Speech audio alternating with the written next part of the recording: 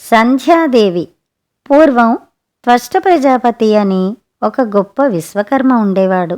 అతను దేవతలకి విమానాలు, ఆయుధాలు చేసి ఇచ్చేవాడు. విశ్వకర్మకు సంధ్యాదేవి అనే చక్కటి కూతురు.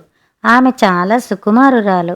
సంధ్య పెళ్ళిఈడుకు రాగా సూర్యుడే ఆమెను వరించాడని తెలిసి తక్కిన దేవతలంతా పోటీ చేయక ఊరుకున్నారు.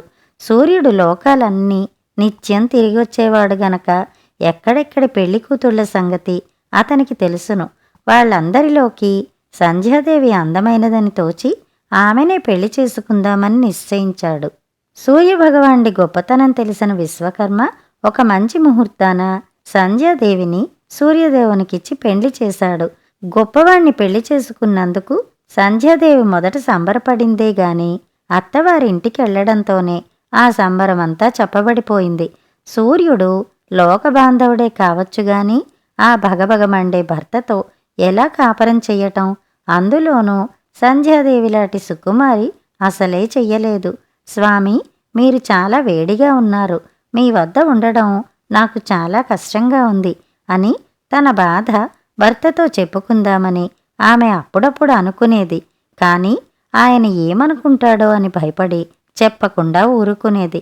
కొంతకాలానికి ఆవిడికి వైవస్వతుడు, యముడు అనే 2 కొడుకులు, యమున అనే ఒక కూతురు పుట్టారు. క్రమంగా సూర్యుని వేడి తగ్గడానికి బదులు ఎక్కువైపోయి సంధ్యాదేవికి సహించడానికి వీల్లేనంత బాధ కలిగింది. ఆమె తన బాధ ఎవళ్ళకీ చెప్పుకోలేక ఒంటరిగా కూర్చుని దుఃఖించింది. అప్పుడు ఆమె నీడ ఆమె పక్కనే కనపడింది. ఆ నీడ సరిగ్గా తనలాగే కనపడేసరికి సంధ్యకి ఒక ఆలోచన తట్టింది. ఆ నీడకు ప్రాణం పోస్తే అది తనలాగే సుందరి అయి సరిగ్గా తనలాగే ఉంటుంది. తన స్థానంలో ఆమెను సూర్యునికి భార్యగా ఉంచేసి తాను పుట్టింటికి వెళ్ళి ఇంతవరకు సూర్యుని వేడి వల్ల కమిలిపోయిన తన శరీరం తేరుకునే వరకు అక్కడ విశ్రాంతి తీసుకుని ఆ పిమ్మట రావచ్చు అని. వెంటనే సంధ్యాదేవి తన నీడకు ప్రాణం పోసి అచ్చు తన వలనే ఉన్న ఆ సుందరికి ఛాయాదేవి అని పేరు పెట్టింది. ఛాయ అంటే నీడ. ఛాయాదేవి, అక్క, నన్నెందుకు పుట్టించావు అని అడిగింది. సంధ్య తన బాధంతా చెప్పి, నువ్వు భర్తగారికి అనుమానం తగలకుండా నడుచుకోవాలి. ఆయనకు సందేహం రాకుండా నా పిల్లల్ని కూడా ఇక్కడే విడిచి వెడుతున్నాను. వాళ్ళకి కూడా ఏ సంశయమూ కలగకుండా ఇది అమ్మే అనే నమ్మకం పుట్టేటట్టు నువ్వు వాళ్ళను పెంచాలి. మన ఈ రహస్యం ఎవరికీ తెలియనివ్వకూడదు అని చేతిలో చెయ్యి వేయించుకుని మర్నాడే సంధ్యాదేవి పుట్టింటికి వెళ్ళింది. సంధ్యాదేవి తనంత తానే వచ్చిందనేటప్పటికీ ఏం చెప్పమా అనిపించింది విశ్వకర్మకి. ఆమె మనసు విడిచి చెప్పడానికి బిడిపడింది. బహుశా మొగుడితో ఏదో పొయిచి వచ్చి ఇలా వచ్చేసి ఉంటుందని, కొన్నాళ్లు పోతే అల్లుడే వచ్చి ఆమెను సమాధానపరిచి తీసుకువెడతాడని, అంతగా రాకపోతే తామే తీసుకుపోయి అప్పుడే దిగబెట్టవచ్చునని తల్లిదండ్రులు అనుకున్నారు. కాని వాళ్ళు అనుకున్నట్టు సూర్యుడు ఎప్పటికీ రాలేదు. ఎందుకొస్తాడు? అతడికి సంధ్యాదేవి బాధగాని ఆమె పుట్టింటికి వెళ్ళిందని గాని తెలిస్తేగా.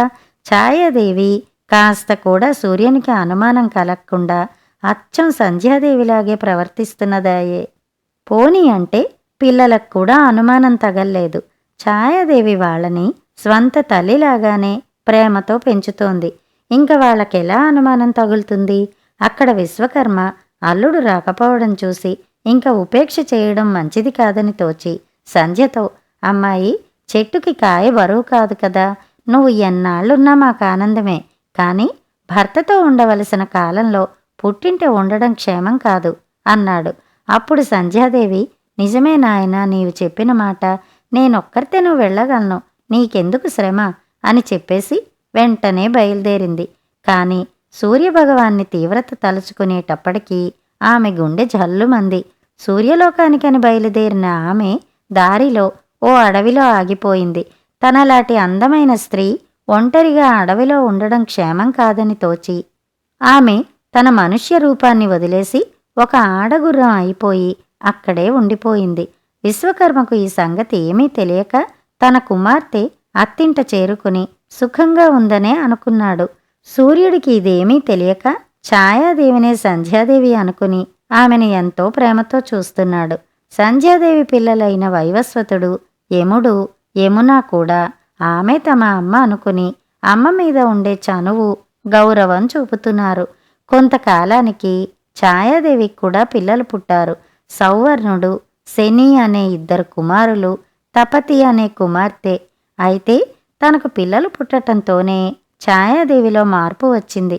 అంతవరకు తాను కన్న బిడ్డలకు మళ్ళీ చూసి పెంచిన సంధ్యాదేవి పిల్లలంటే ఆమెకిప్పుడు ప్రేమ పోయి వాళ్ళని సవతి పిల్లల్ని చూసినట్లు చూడడం మొదలుపెట్టింది.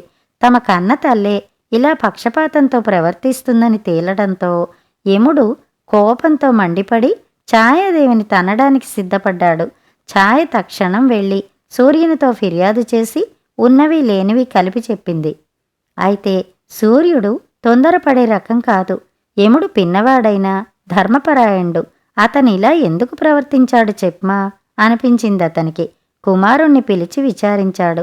తపతి పుట్టినప్పట్నుంచి అమ్మ మమ్మల్ని సవతి పిల్లల్ని చూసినట్టు చూస్తోంది, మీకు తెలుసో లేదో అన్నాడు యముడు. సూర్యుడు ఆ మాటలు విని ఆశ్చర్యపోయి యముడన్న మాట నిజమో కాదో అని భార్య ప్రవర్తన గురించి, ఆమె చిన్నపిల్లలంటే ఎక్కువ మమకారం చూపిస్తోందని తెలుసుకున్నాడు. ఏమిటిది, తన కడుపును పుట్టిన 6గురిని సమంగా చూడ్డానికి బదులు సంధ్యాదేవి మొదటి వాళ్ళని సవతి పిల్లలకు మళ్ళీ ఉపేక్ష చేస్తూ కడసారి వాళ్ళని నెత్తి ఎక్కించుకుంటోందేమిటి? సూర్యుడు ఉండబట్టలేక భార్యను పిలిచి నిలేసి అడిగాడు. ఛాయాదేవి తప్పించుకుపోదామని చూసింది, కాని సూర్యుడు అలా పోనివ్వలేదు. ప్రళయకాల రుద్రుడికి మళ్ళీ భగ్గుమనేసరికి ఛాయాదేవి గజగజ వణుకుతూ తాను సంధ్యాదేవిని కాదని, సంధ్య పుట్టింటికి వెళ్ళిపోయిందని యథార్థం చెప్పేసింది. ఇది విని సూర్యుడు చాలా విచారించాడు. కూతుర్ని నేను సుఖపెట్టలేకపోయానని మామగారేమనుకున్నాడో కదా అని బాధపడి తక్షణం విశ్వకర్మ ఇంటికెళ్ళి సంధ్యాదేవి ఏదండి అని అడిగాడు. ఆ మాట వినేటప్పటికీ విశ్వకర్మ నిర్ఘాంతపోయాడు. మీ వద్దకే వెళుతున్నాన్ని బయలుదేరిందే అన్నాడు. సూర్యుడు జరిగిందంతా మామగారికి పూసగుచ్చినట్టు చెప్పగా విశ్వకర్మ అల్లుణ్ణి ఓదార్చి తన యంత్రసామగ్రి తెచ్చి సూర్యుణ్ణి చేత్తో పట్టుకుని భగభగమండే పెచ్చులన్నీ ఊడి కింద పడేటట్లు సానపట్టేశాడు. మంటలకు బదులు వెచ్చదనము, కాంతి మిగిలి సూర్యుడు చూడటానికెంతో అందంగా కనబడ్డాడు. అలా మారిపోయి సంధ్యాదేవిని వెతుకుతూ వెళ్ళిపోయాడు.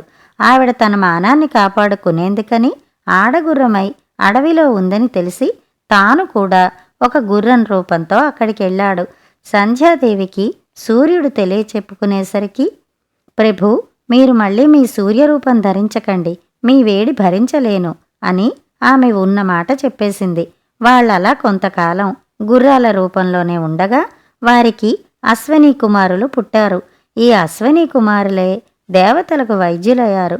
కాని సూర్యుడు, సంధ్యాదేవి అడవిలో గుర్రాల రూపంలో ఆట్టికాలం ఉండడానికి వీల్లేకపోయింది. ఏమంటే సూర్యుడు లేకపోతే లోకాలకి వెలుగో మరి. అంచేత ఇదివరకు మళ్ళీ కాక తన వేడి అంతా పోయిందన్న సంగతి ఆమెకు నచ్చచెప్పి తన లోకానికి తీసుకుపోయాడు. కథ సమాప్తం. కథ కంచికి, మనం ఇంటికి.